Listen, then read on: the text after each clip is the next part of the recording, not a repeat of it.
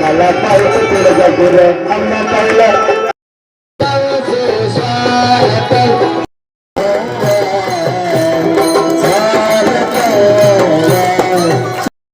जगदंबेवर मारायला धावतायत तेवढ्यामध्ये जगदंबेने त्रिशूळ दाखवलेला आहे आणि सर्व दैत्य ठिकाणी गेले.